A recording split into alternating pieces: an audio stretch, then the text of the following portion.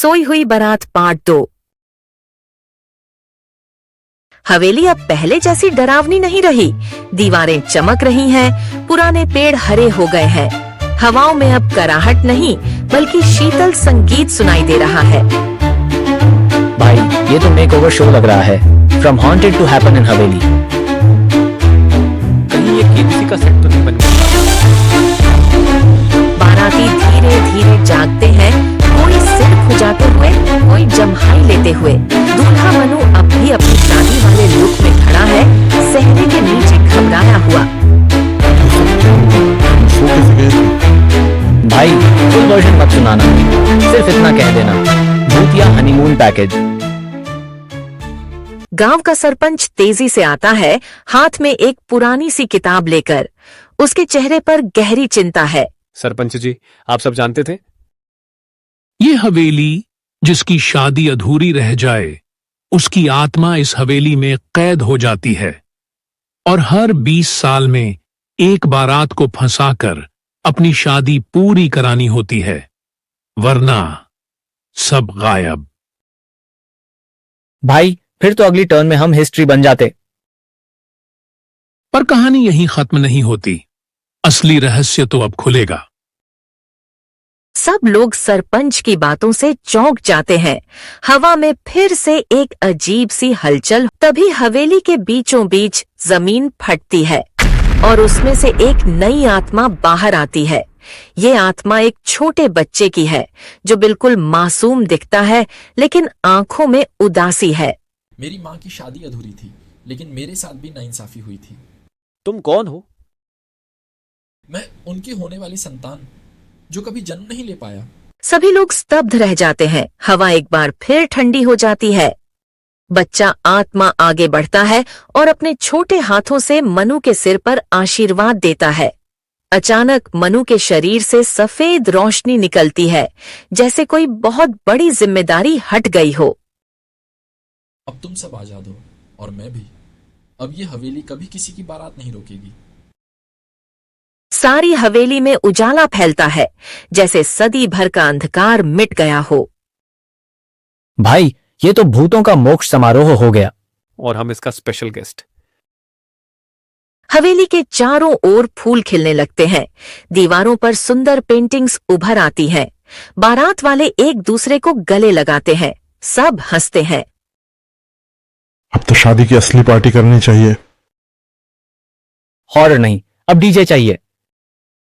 सब लोग मिलकर बारात का जश्न शुरू करते हैं। ढोल बाजा नाच गाना, पूरे गांव में एक नई खुशी का माहौल फैल जाता है। शादी का जश्न जोरों पर है। मनु और बबलू भी ढोल बजा रहे हैं। तभी हवेली के अंदर से एक अजीब सी खड़खड़ाहट की आवाज आती है, जैसे जमीन हिल रही हो। भाई, ये बेस तो डीजे के स्पीकर में भी नहीं आता। कहीं फिर से भूतों ने वापसी तो नहीं कर ली? तभी हवेली की दीवार का एक हिस्सा दरकता है और उसके पीछे एक गुप्त दरवाजा खुलता है। दरवाजे के पीछे से हल्की सुनहरी रोशनी निकलती है। अरे बाप रे, ये तो कोई खजाने का रास्ता लग रहा है। सरपंच फिर से सामने आते हैं। अब उनकी आंखों में भी चमक है।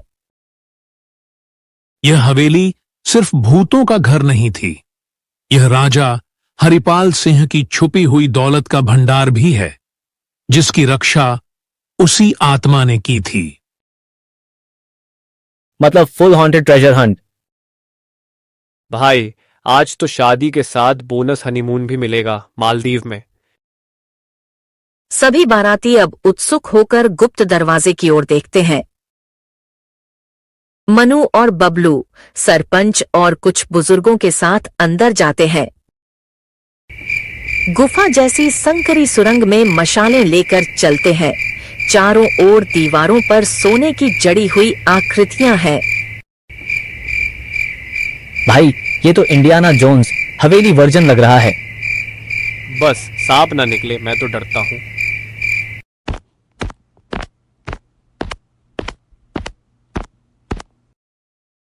अंदर बढ़ते बढ़ते वे एक विशाल हॉल में पहुंचते हैं।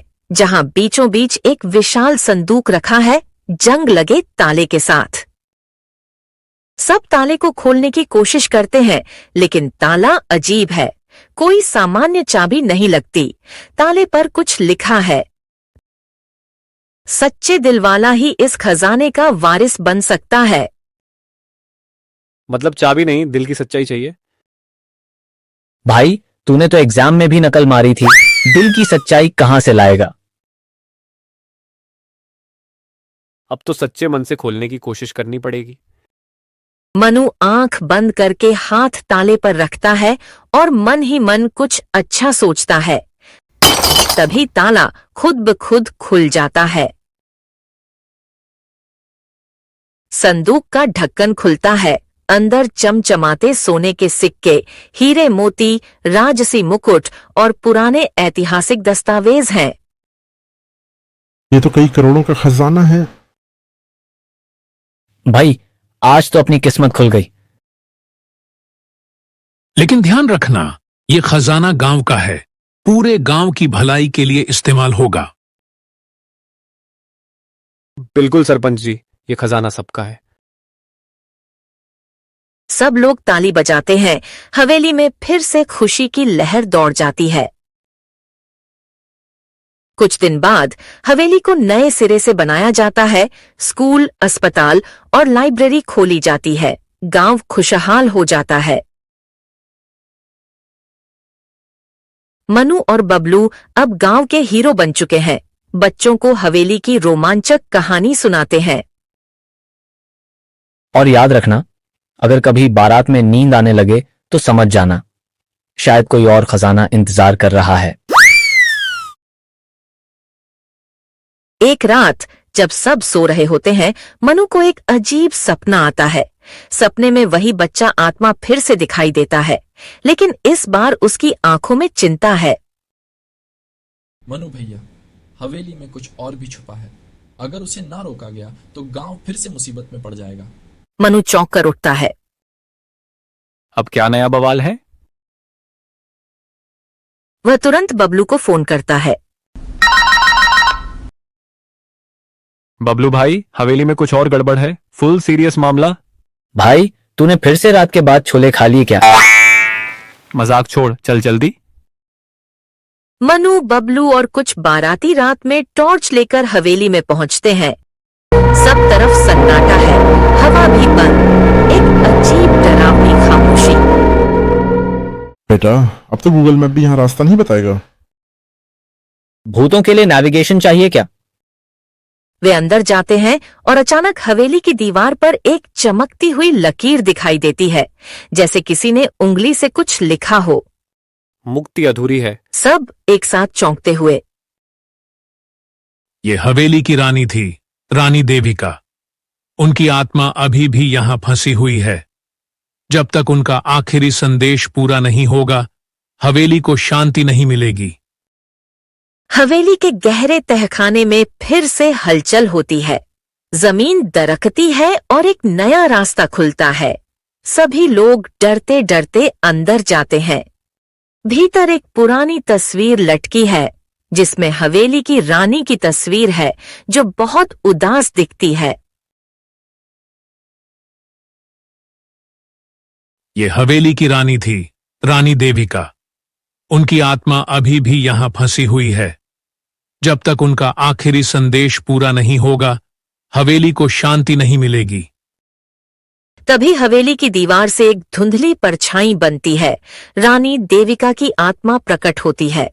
मैंने अपने जीवन में बहुत अन्याय देखा। चाहती हूं कि तुम सब मिलकर दूसरों की मदद करो, गरीबों का सहारा बनो। यही मेरी अंतिम इच्छा है। रानी माँ, हम वादा करते हैं, इस गांव को कभी किसी तकलीफ में नहीं पड़ने देंगे। रानी की आत्मा मुस्कुराती है और एक तेज उजाले के साथ आसमान में विलीन हो जाती है। हवेली अब पूरी तरह शांत हो जाती है। अब ये हवेली सिर्फ हमारी नहीं रही, ये सबके लिए एक प्रेरणा है।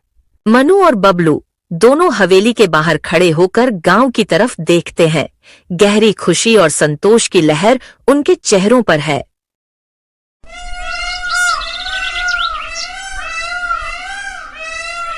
सुबह का समय है। गांव पूरी तरह से चमक रहा है। हवेली की दीवारें चमचमाने लगी हैं। हर गली रंग बिरंगी झालरों से सजी है। ढोल नगाड़े बज रहे हैं। सबके चेहरे खुशी से दमक रहे हैं। अरे भाई, ये तो शादी कम ओलंपिक गेम्स जैसा लग रहा है। हाँ, बस अब शादी में स्विमिंग कंपटीशन भी होना चाहिए। गांव के बच्चे फूलों की बारिश कर रहे हैं और महिलाएं मंगल गीत गा रही हैं। माहौल बेहद उल्लास भरा है। मनु सज धज कर तैयार हो रहा है। सुनहरे बॉर्डर वाली शेरवानी में, सिर पर लाल साफा बांधे हुए, हाथ में तलवार लिए। बबलू भी उसके साथ पूरा फुल लुक में है। भाई, तू तो असली राजकुमार लग रहा है। बस घोड़ी को हेलमेट पहना देना, कहीं तू फिर से गिर ना पड़े। अब की बार घोड़ी भी वीआईपी ट्रेनिंग से आई है। सभी लोग बारात के लिए इकट्ठा होते हैं। घोड़ी को माला पहनाई जाती है। डीजे पर जबरदस्त गाना बज रहा है और बाराती मस्त होकर डांस कर रहे हैं। बारात नाचते गाते हवेली से निकलती है। रास्ते में ढेरों झूमर, लाइटिंग और गुलाब के फूल बरसाए जा रहे हैं। नाचते नाचते बबलू अचानक लुढ़क जाता है। लो भाई, शादी में गिरने का सिलसिला जारी है। मनु भी हंसते हुए घोड़ी पर इतराता है। तभी एक नन्हा बच्चा दौड़ता हुआ आता है और मनु को फूलों की माला पहनाता है। मनु मुस्कुराकर बच्चे के सिर पर हाथ फेरता है। तेरी दुआ से मेरी शादी भी सुपरहिट होगी छोटे भाई।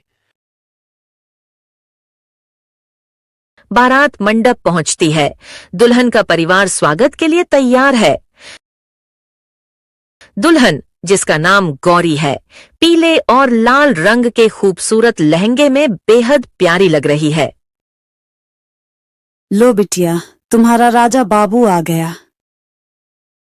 गौरी शर्माते हुए मंडप की ओर बढ़ती है। मंगल गीत बज रहा है। चारों ओर खुशबू फैली हुई है। शादी के फेरे शुरू होते हैं। पंडित मंत्र पढ़ रहे हैं। बीच बीच में हल्के फुल्के फनी मोमेंट्स भी हो रहे हैं। अब वर वधू को वचन दें कि वह हमेशा सत्य बोलेगा।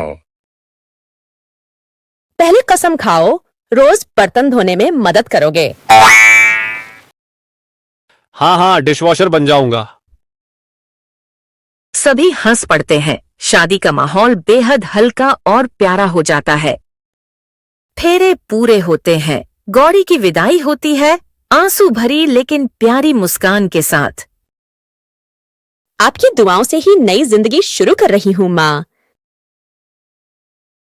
मनु गौरी का हाथ थामता है।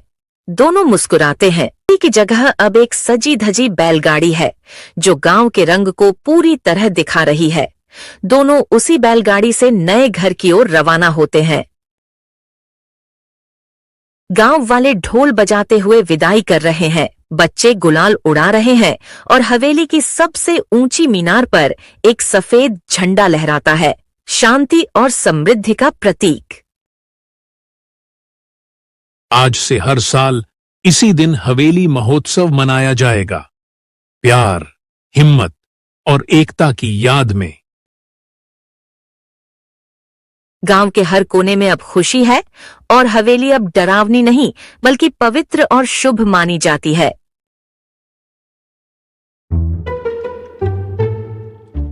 अब गांव समृद्ध है, शादी हो चुकी है और हवेली में शांति है।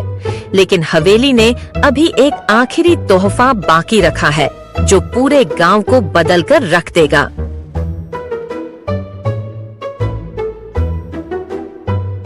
छह महीने बाद गांव अब पूरी तरह बदल गया है।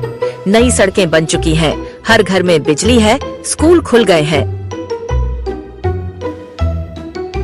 हवेली को एक संग्रहालय में बदल दिया गया है जहां लोग दूर दूर से घूमने आते हैं।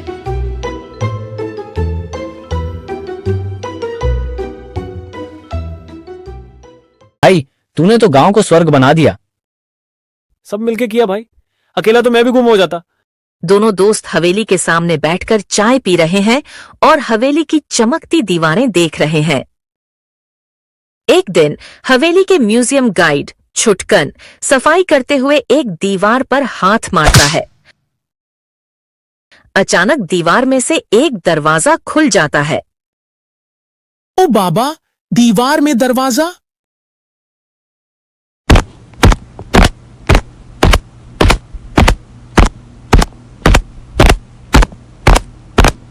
वह दौड़कर मनु और बबलू को बुलाता है। तीनों मिलकर उस दरवाजे को खोलते हैं और सामने आता है एक रहस्यमयी कमरा जिसमें एक बड़ा सा तिजोरी नुमा संदूक रखा है। संदूक पर एक बहुत पुरानी तख्ती लगी है जिस पर लिखा है, जिसने डर को हराया वही इस खजाने का असली वारिस है। खजाना भाई, अब तो अंबानी से भी आगे। पहले खोल तो सही, फिर सपने देखना।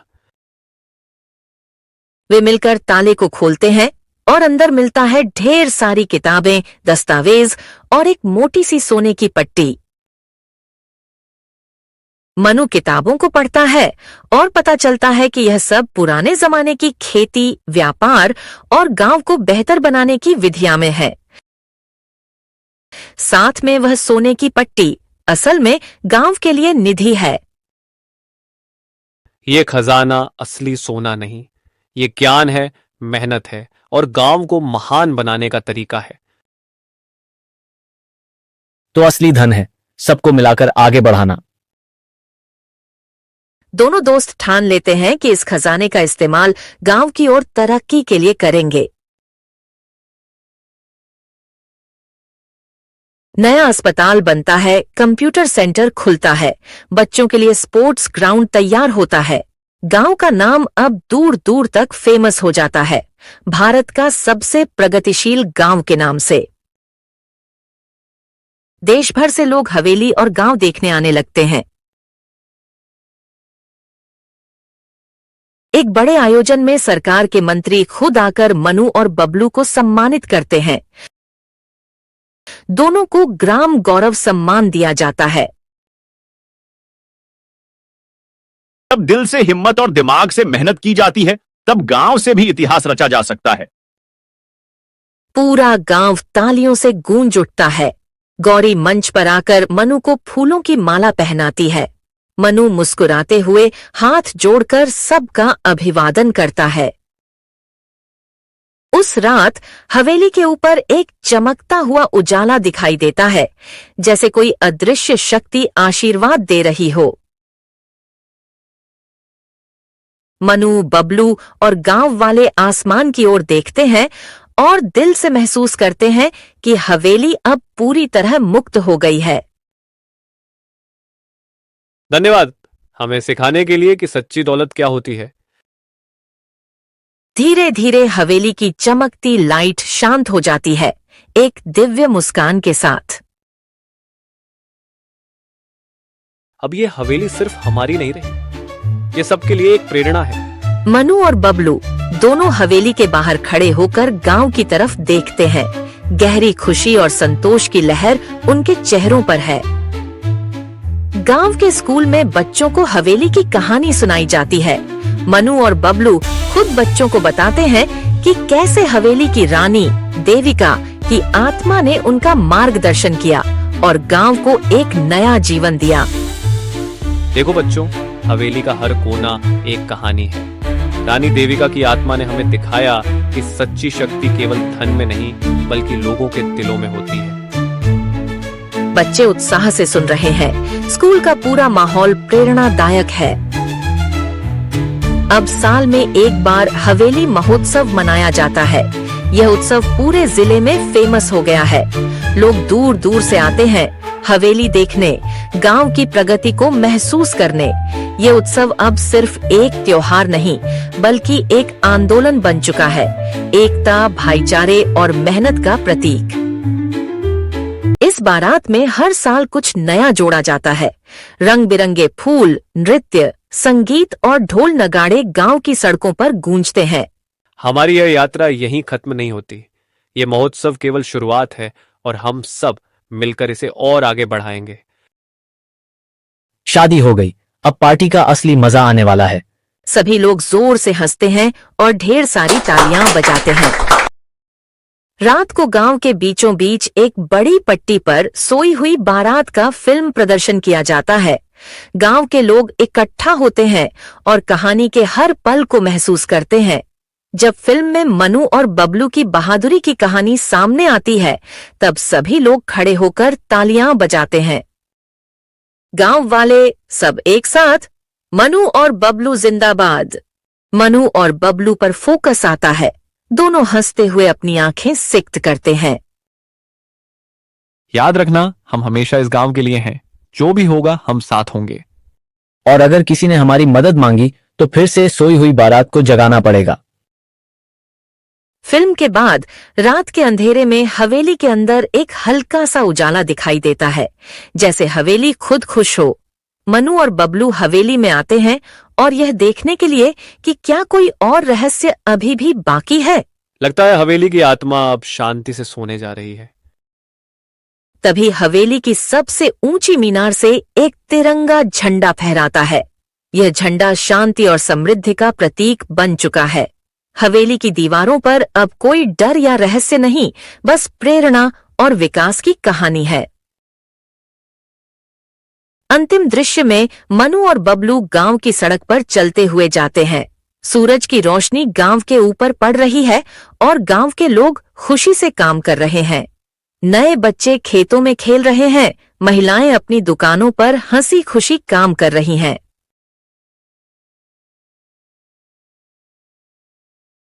देख, सब कुछ अब ठीक हो गया है। हवेली की आत्मा अब सुकून में है। अब यह गांव हमेशा खुश रहेगा। हवेली की जो बारात सोई थी वो अब जाग चुकी है और अब ये गांव कभी नहीं सोएगा।